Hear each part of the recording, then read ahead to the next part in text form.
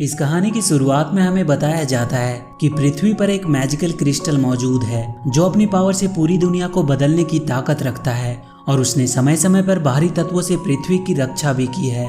लेकिन समय के साथ हर कोई ताकतवर बनना चाहता है और इसीलिए उस पावरफुल क्रिस्टल को पाने के लिए राजाओं के बीच में एक जंग छिड़ गई है। हालांकि वो मैजिकल क्रिस्टल जिस राज्य के पास है उसका नाम लूसिस है।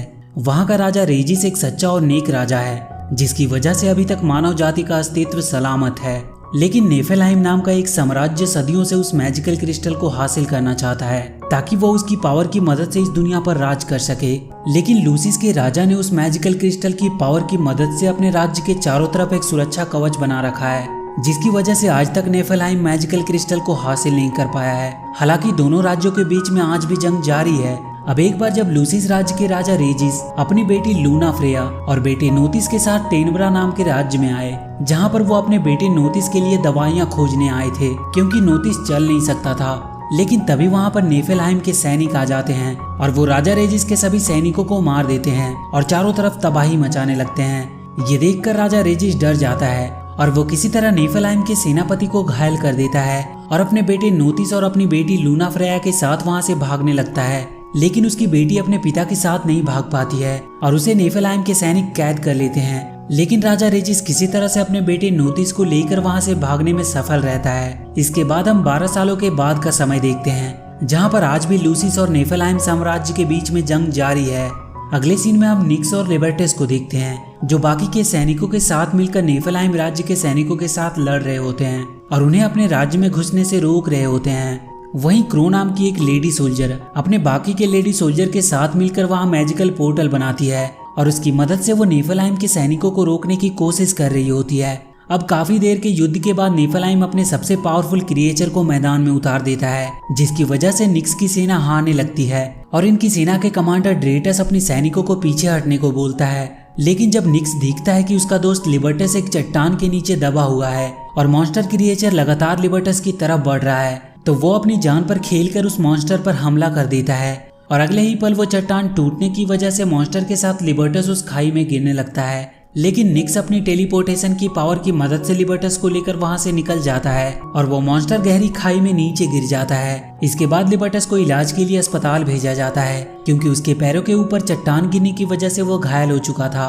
अब निक्स अकेला ही बैठा होता है कि तभी वहां पर उसका सेनापति ड्रेटस आता है जो निक्स से कहता है कि उसने उसे पीछे हटने को कहा था लेकिन वो अपनी बहादुरी दिखाने के चक्कर में आगे बढ़ गया और वो उससे अगली बार से उसका सलाह मानने को कहता है। अगले सीन में हम राजा रेजिस को देखते हैं जो आज सीमा पर हुए युद्ध के बारे में अपने मंत्रियों से बात कर रहा होता है कि तभी वहां पर नेफेलाइम का राजदूत आता है जो रेजिस को बताता है कि उसके राजा लेडोलेस सदियों से उनके राज्य में कैद उनकी बेटी लूना फ्रेया की शादी अपने बेटे के साथ कराना चाहते हैं और सदियों से चल रहे इस जंग को वो खत्म करना चाहते हैं। इसके बाद हम निक्स को देखते हैं जो शहर में अपने दोस्त क्रो और लिबर्टस के पास आता है जो इस बात पर गुस्सा होता है कि वो जिस राज्य के सेनाओं से अपनी जान पर खेलकर लड़ रहे हैं उसी राज्य का राजदूत उनकी राज्य में आकर शाही मेहमान बना हुआ है। वहीं दूसरी तरफ हम किंग रेजिस को देखते हैं जो अपने सलाहकारों से बात करके ये तय करता है कि वो लेडोलेस के प्रस्ताव को मान लेगा और उनकी सेना को अपने नागरिकों की सुरक्षा की शर्त पर अपने राज्य में आने देंगे क्योंकि अब वो बूढ़ा हो चुका था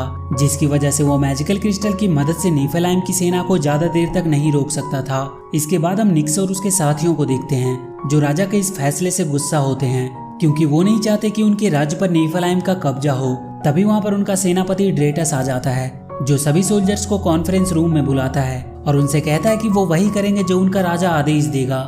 लेकिन वो क्रो को ये मिशन देता है कि वो टेनब्रा जाकर ये पता लगाए कि राजकुमारी लूना फ्रेया सुरक्षित है या नहीं। इसके बाद क्रो निक्स और लिबर्टस से विदा लेकर टेनब्रा की तरफ निकल पड़ती है। वहीं दूसरी तरफ हम टेनब्रा में राजकुमारी लूना फ्रेया को देखते हैं जिनको किसी कैदी की तरह रखा जा रहा होता है और अगले सीन में हम नेफेलाइम के किंग लेडोलेस को देखते हैं जो दोनों राज्य के बीच होने वाली संधि के लिए लूसिस राज्य में आ चुका था। वहीं निक्स के रास्ते में उसका सेनापति ड्रेटस मिलता है जो उसे अपनी गाड़ी में साथ बिठाकर ले जाता है और वो निक्स को राजकुमारी लूना फ्रेया को सुरक्षित राजा रेजिस के पास पहुंचाने का मिशन देता है। इसके बाद निक्स राजकुमारी को लेकर राजा रेजिस के पास पहुंचता है। राजा इतने दिनों के बाद राजकुमारी से मिलकर बहुत खुश होता है। इसके बाद हम कुछ मजदूरों को देखते हैं जिनको क्रो की डेड बॉडी मिलती है और जब निक्स और लिबर्टस को इस बात का पता चलता है तो वो दोनों भागते हुए हॉस्पिटल पहुंचते हैं और क्रो की डेड बॉडी देखकर बहुत दुखी होते हैं। लिबर्टस ये देखकर पूरी तरह से टूट जाता है और अब वो बागियों के साथ मिलकर निफलहाइम राज्य को खत्म करने का संकल्प लेता है। लेकिन निक्स अभी भी अपने राजा रेजिस के फैसले के साथ होता है। अगले सीन में हम किंग रेजिस के महल को देखते हैं, जहाँ पर जश्न का माहौल होता है, क्योंकि आज दो राज्यों के राजा आपस में मिल रहे होते हैं और दोनों राज्यों के बीच सदियों से चली आ रही जंग को खत्म करना चाहते हैं। यहाँ पर निक्स भी होता है, जो गार्ड के रूप में तैनात होता है। अब यहाँ पर राजकुमारी लूना फ्रेया निक्स के पास आती है और खुद को सुरक्षित महल तक पहुँचाने के लिए उसे धन्यवाद कहती है। इसके बाद निक्स राजकुमारी को वह हेयर बैंड देता है जो क्रो राजकुमारी को देना चाहती थी, लेकिन दे नहीं पाई। राजकुमारी क्रो के मौत की खबर सुनकर बहुत दुखी होती है। वहीं दूसरी तरफ हम लिबर्टस को देखते हैं, जो शहर में बागियों के साथ मिलकर निफलहाइम के खिलाफ लड़ने का प्लान बनाता है। और अगले सीन में हम राजकुमारी को देखते हैं, जो अकेली होती है कि तभी वहाँ पर निफलहाइम का सेनापति जनरल ग्लैको आता है, जो राजकुमारी को किडनैप करके अपने साथ ले जाता है। अगले दिन जब निक्स महल की पहरेदारी कर रहा होता है, तभी उसे पता चलता है कि राजकुमारी महल से कहीं गायब है। ये खबर मिलते ही निक्स पूरे शहर में राजकुमारी को ढूंढने लगता है। वहीं दूसरी तरफ हम निफलहाइम के किंग लेडोलैस को देखते हैं, जो अपने लोगों के साथ किंग रेजिस के महल की तरफ बढ़ रहा होता है, क्योंकि आज दोनों राज्यों के बीच में संधि होने वाली होती है। अब निक्स को पूरे शहर में कहीं भी राजकुमारी का कोई पता नहीं चलता है। तभी निक्स का एक जासूस उसे बताता है कि उनके राज्य के उत्तरी इलाके में निफलहाइम ने अपने बड़े बड़े शिप्स और आधुनिक हथियार को तैनात कर रखा है। ये खबर सुनते ही निक्स को समझ आ जाता है कि निफलहाइम का किंग उनके राज्य में शांति समझौता करने नहीं, बल्कि मैजिकल क्रिस्टल को हासिल करने आया है, क्योंकि मैजिकल क्रिस्टल के द्वारा बनने वाले कवच की वजह से वो कभी भी युद्ध करके यहाँ पर नहीं आ सकता था। इसीलिए वो शांति समझौता का बहाना बनाकर यहाँ आया है और मौका मिलते ही वो उस क्रिस्टल को लेकर यहाँ से चला जाएगा और उस मैजिकल क्रिस्टल के अपने जगह से हटते ही यहाँ का सुरक्षा कवच भी टूट जाएगा, जिसकी वजह से वो लोग बहुत ही आसानी से लूसिस राज्य पर कब्जा कर लेंगे। ये पता चलते ही निक्स सिक्योरिटी गार्ड्स को हटाते हुए किंग रेजिस के पास पहुंचता है और उन्हें पूरी बात बताता है। उसकी बातें सुनकर रेजिस निक्स को अपने सोल्जर के साथ निफलहाइम के टैंकों पर हमला करने का आदेश देता है। इसके बाद निक्स अपने साथियों को लेकर निफलहाइम के आधुनिक टैंकों के पास पहुंच जाता है और उनके ऊपर हमला कर देता है। वहीं दूसरी तरफ दोनों राज्य के किंग आपस में मिल रहे होते हैं। इसके बाद हम निक्स को देखते हैं, जो अपने सोल्जर्स के साथ टेलीपोर्टेशन की पावर की मदद से उस शिप के अंदर पहुंच जाता है, जहां पर जनरल ग्लैको ने राजकुमारी को रखा होता है। इसके बाद निक्स के सोल्जर और जनरल ग्लैको के सोल्जर के बीच में एक खतरनाक फाइट शुरू हो जाती है। यहाँ पर निक्स के कुछ साथी उसे धोखा दे देते हैं और अपने ही लोगों को मारना शुरू कर देते हैं, लेकिन निक्स किसी तरह उन लोगों से लड़कर राजकुमारी को वहां से निकालने की कोशिश कर रहा होता है। वहीं दूसरी तरफ हम किंग रेजिस को देखते हैं, जिन्हें जब पता चलता है कि निक्स राजकुमारी तक पहुंच चुका है और राजकुमारी को निफलहाइम के लोगों ने ही कैद कर रखा होता है, तो वो निफलहाइम के किंग और उनके लोगों पर हमला कर देता है। लेकिन वो उनके सामने टिक नहीं पा रहा था, क्योंकि बूढ़े होने की वजह से उनकी पावर कम हो गई थी। इसके बाद निफलहाइम का किंग मैजिकल क्रिस्टल को लेकर वहां से निकल जाता है और उस मैजिकल क्रिस्टल को ले जाने की वजह से सुरक्षा कवच भी टूट जाता है, जिसकी वजह से निफलहाइम की सेना शहर के अंदर आ जाती है और वो पूरे शहर में तबाही मचाना शुरू कर देते हैं।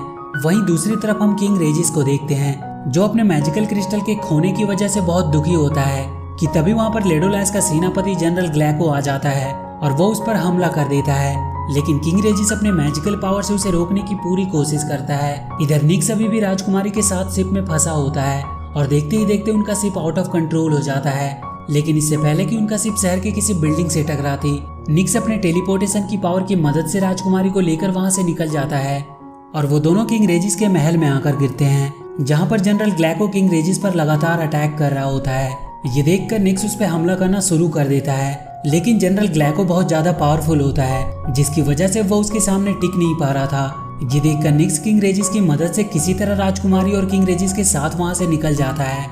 लेकिन किंग रेजिस उनके साथ जाने से मना कर देता है, क्योंकि वो जानता है कि अगर वो इनके साथ गया तो जनरल ग्लैको सभी को एक साथ ही मार देगा। इसीलिए वो राजकुमारी को अपनी मैजिकल रिंग देकर वहां से जाने को कहता है और खुद अपनी मैजिकल पावर की मदद से जनरल ग्लैको को रोकने की कोशिश करता है। लेकिन वो उसके सामने ज्यादा देर तक टिक नहीं पाता है और वो उसके हाथों मारा जाता है। इधर निक्स जब राजकुमारी को लेकर शहर से बाहर जाने की कोशिश कर रहा होता है कि तभी उसके ऊपर निफलहाइम के रोबोट्स अटैक कर देते हैं, लेकिन किसी तरह ये लोग बच जाते हैं। अब निक्स को उसके सेनापति ड्रेटस का कॉल आता है, जो उसे अपने पास बुलाता है। वहीं दूसरी तरफ हम निक्स के साथ लिबर्टस को देखते हैं, जिसके सभी साथी शहर में चल रही गोलीबारी में मारे जाते हैं। ये देखकर लिबर्टस बहुत दुखी होता है। तभी उसे भी ड्रेटस का कॉल आता है और वो भी उसकी तरफ निकल पड़ता है। इसके बाद हम निक्स को देखते हैं, जो राजकुमारी के साथ उस जगह पर पहुंच जाता है। जहाँ पर उसके सेनापति ने उसे बुलाया था। लेकिन जब वो वहाँ पहुँचता है तो वो देखता है कि वहाँ पर कोई नहीं होता है। तभी वहाँ पर एक सोल्जर आता है जो पहले निक्स के साथ ही काम करता था, लेकिन अब वो नेफेलाइम के लिए काम करता है, क्योंकि उसे लगता है कि नेफेलाइम के लिए काम करने से उसे एक उज्जवल भविष्य मिल सकता है। इसीलिए वो निक्स को शूट कर देता है और राजकुमारी से किंग रेजिस के द्वारा दिया गया मैजिकल रिंग मांगने लगता है। हालांकि राजकुमारी उसे रिंग देने से साफ साफ मना कर देती है, लेकिन इसका कोई फायदा नहीं होता है और वो राजकुमारी से मैजिकल रिंग छीन लेता है।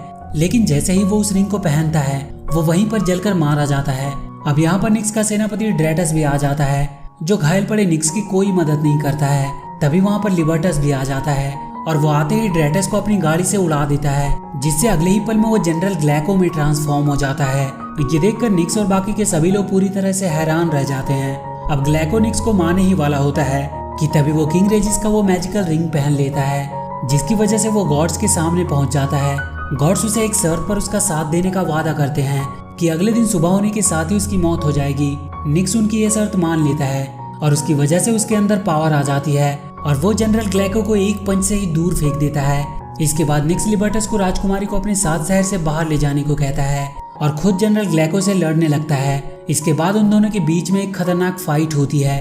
नेफेलाइम की तरफ से मॉन्स्टर क्रिएचर और जाइंट मशीन्स लड़ रही होती है, वहीं निक्स अपने गॉड्स के साथ मिलकर लड़ रहा होता है। अब इन लोगों के बीच घंटों फाइट होती है और अब कुछ ही देर में सुबह भी होने वाली होती है और अगर सुबह हो गई तो निक्स भी मारा जाएगा। इसीलिए निक्स गॉड के साथ मिलकर बड़ी ही चालाकी से रोबोटिक मॉन्स्टर और जनरल ग्लैको को हरा देते हैं और जैसे ही सुबह होती है निक्स किसी रेत की तरह हवा में उड़ जाता है और अब राजकुमारी और लिबर्टस को एक आजाद की जिंदगी मिल जाती है। और इसी के साथ ये मूवी यहीं पर खत्म हो जाती है। तो वीडियो अगर अच्छी लगी हो तो please do like and share the video and please subscribe to my channel and press that bell icon.